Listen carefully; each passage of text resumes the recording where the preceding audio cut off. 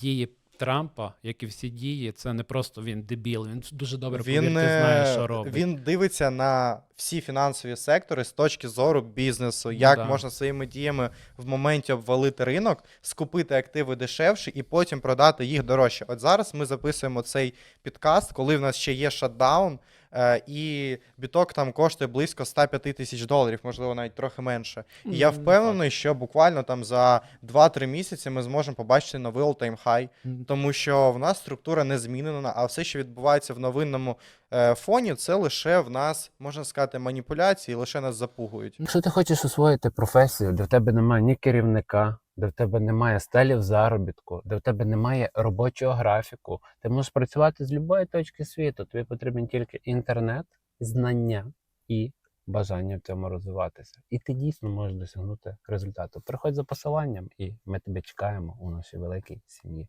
Давай розвиватися разом.